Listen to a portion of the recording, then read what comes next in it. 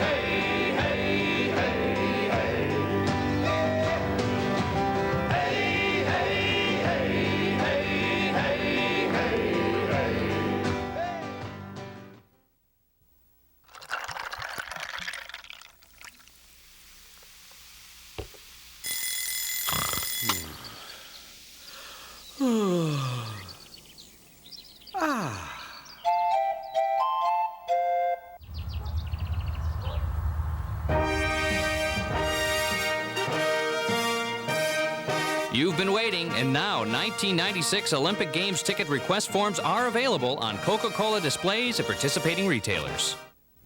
They never thought the dream could come true. They never thought they could afford it. But on March 15th, Mike Turner and his family moved into their very first home. It was a HUD home. One of hundreds HUD can help you own. or as little as 3% down.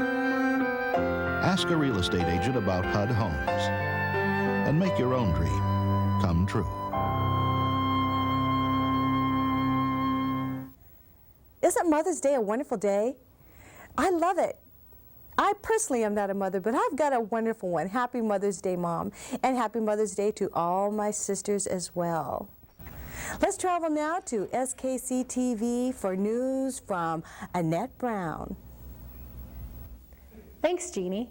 The Salish Kootenai College nursing students recently held their 3rd annual health fair. The health fair was created to increase awareness in the community of serious health issues facing Native Americans today. Issues such as diabetes, AIDS, other sexually transmitted diseases, and domestic violence were discussed and featured. This year drew a record number of participants with over 200 people taking advantage of free health screenings. There was a number of information booths set up, and the SKC nursing students answered questions and administered various health evaluations. The health fair was also a good opportunity to update any vaccinations, such as measles or tetanus. And I was informed that if I couldn't remember when I had my last tetanus booster, then I should probably get one. And the SKC nursing students are definitely getting excellent training, because I didn't even feel the shot. Another popular screening was the blood sugar, hematocrit, and cholesterol testing. People could also get a TB skin test if they needed one. This year, the health fair featured a healthy meal of roast turkey, vegetables, and fruit. And a teepee was also set up on the lawn to focus on Native healing practices. That's the one I've been to.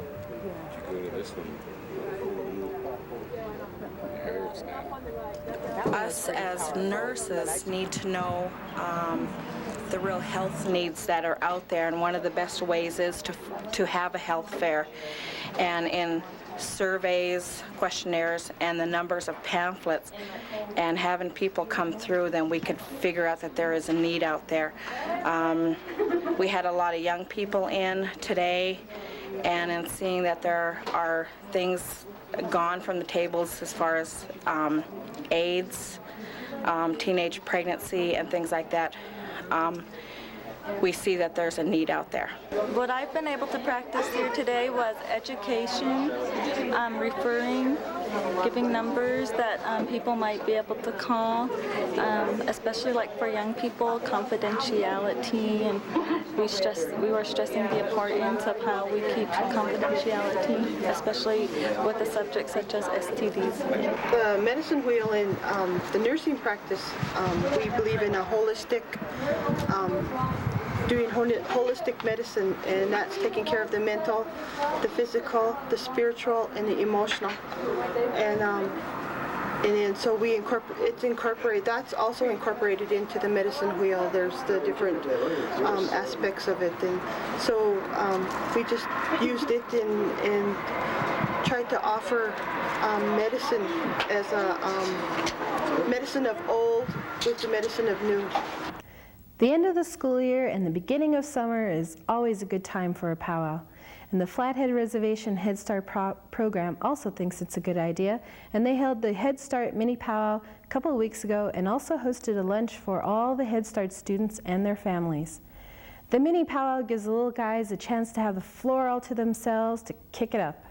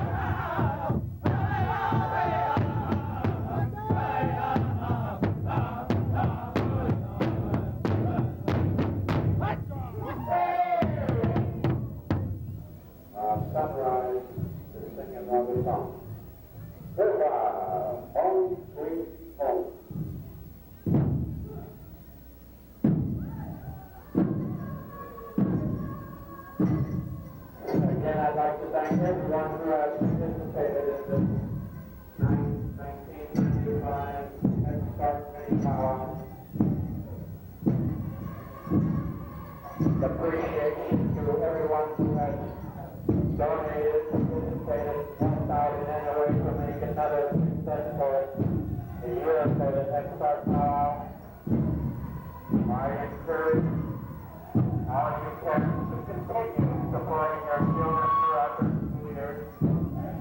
It is so important that they know you're behind them in everything that they do, whether it's academics, whether it's a powwow, whether it's a basketball game, baseball game. If they know you're behind them, they will continue to succeed as young people, because they are our future leaders, and our future depends on how well we teach these young people. So we need to continue to support them in any way that we can. Whether they're your children or my children, they're all our children. Reporting from SKC Public TV and for Heartbeat Alaska, this is Annette Brown. Lemlemsh.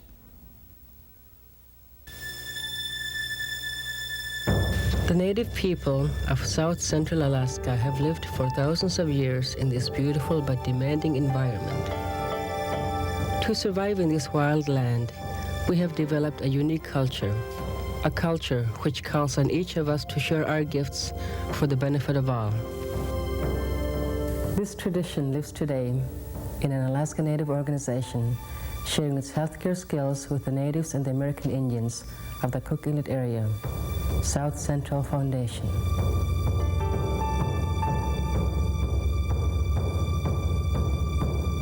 South Central Foundation's mission is to improve the health and well-being of Alaska Natives and American Indians through the development and implementation of comprehensive health-related services which meet changing needs, enhance culture, and empower individuals and families to take charge of their lives. South Central Foundation is many different people. The doctors, dentists, and nurses keeping people healthy with professional medical care. The psychologists, psychiatrists, and counselors helping people overcome substance abuse and other behavioral problems. The community health representatives and aides, teaching families to keep themselves safe and healthy. And now for the RatNet update. For those across Canada and the Lower 48, Rural Alaska Television Network is a television that the villages and communities in rural Alaska receive. And those are all communities with the exception of Anchorage, Fairbanks, and Juneau. The proposed budget cuts by our lawmakers had previously zeroed out RatNet. Here is the new update. As of this year, which fiscal year ends July 1st, $50,000 has been cut. That means that RatNet may go off the air from June 15th to July 1st.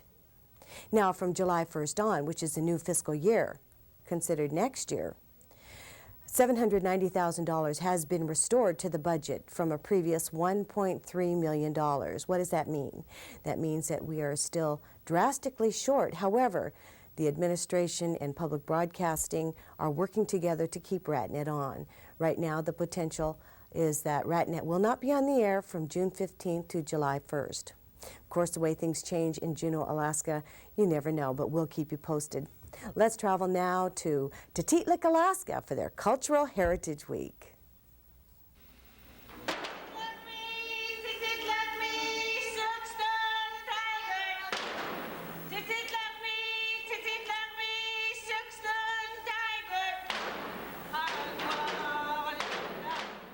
Preserving the language and the culture, the focus of Tatitlek Cultural Heritage Week. Communities of Tatitlek, Chiniga Bay, Valdez, Seward, Cordova, Port Graham, and Nunwalek met on the week of May 8th through the 12th as part of a movement to preserve the language and the culture.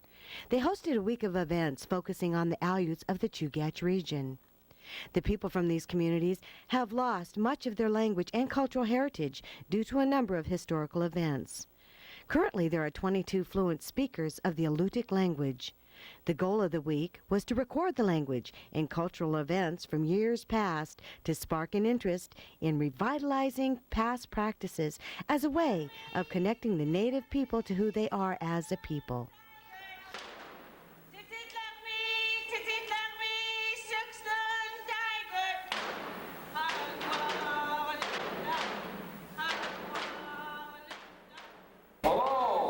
not the same as you were in 1762. And if you're not the same as you were in 1762, what do they tell you? You've lost your culture. It's funny how people say that only to native people. Did you ever hear anybody say that to a white man?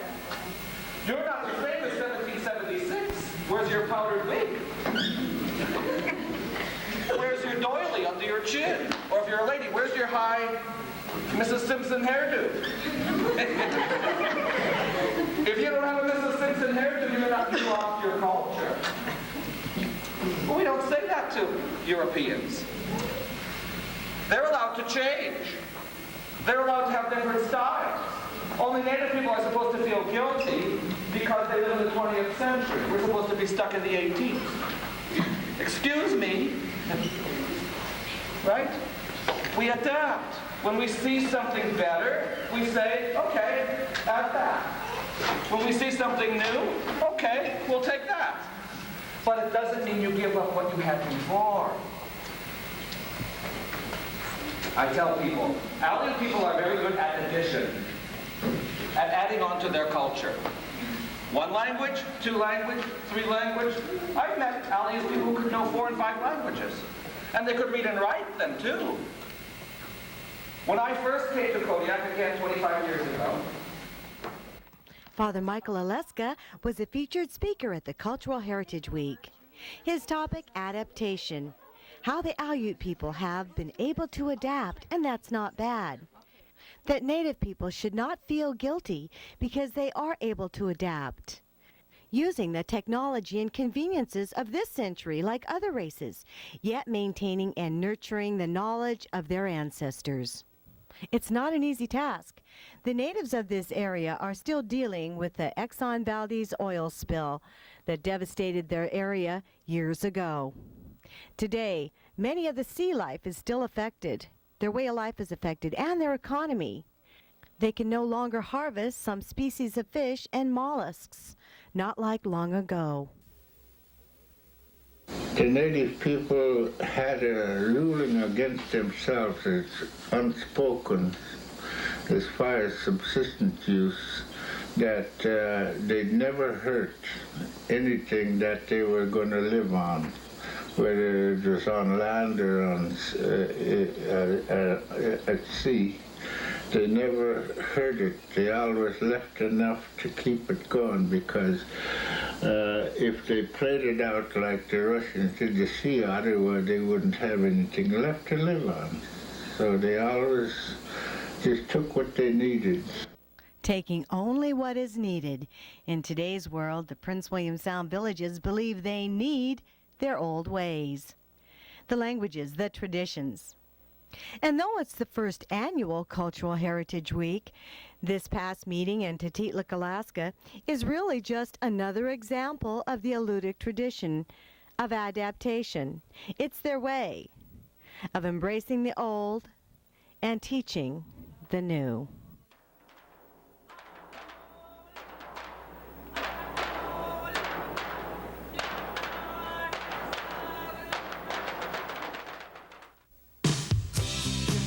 So complicated,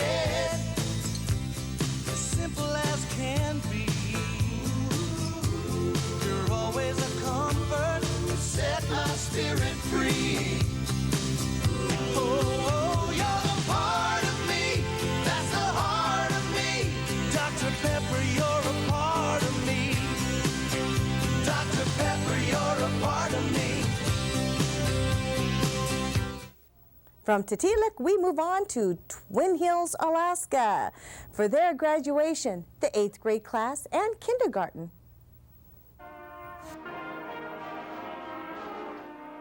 May 4th was a big day in Twin Hills, Alaska, a Yupik village in the Bristol Bay area. On that day, 4 kindergartners and 3 8th graders graduated to the next grade. You must admit that kindergarten to the 1st grade may not seem like much to these youngsters, though it was a big deal. Twin Hills School has only 15 students, and Twin Hills, the village, has 65 residents. Most of those residents were at these graduation ceremonies. and some families from Togiak, a nearby village, also attended. Twin Hills is located in the Bristol Bay area, only 4 miles from Togiak, Alaska. At this time of year, the residents are out kelping. That's harvesting herring eggs. They're also out duck hunting and gathering seagull eggs. On May 4th, though, the residents honored their graduates, and like many villages across Alaska, they provided the speakers and ceremonies and honors music to boot, all for the students. Congratulations to these graduates and to all graduates from schools everywhere.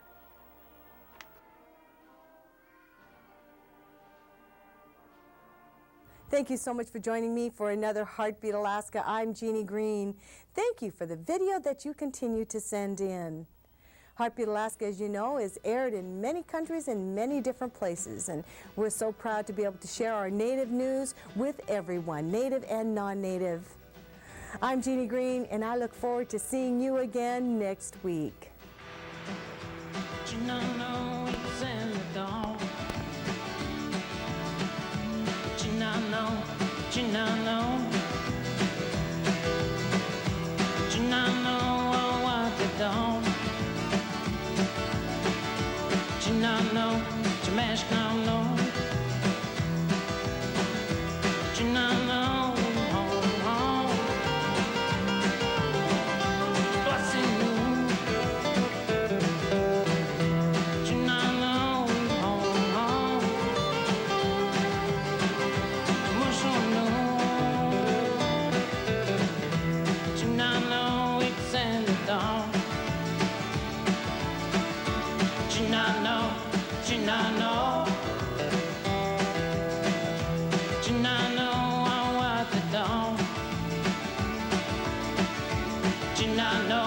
Smash now, no.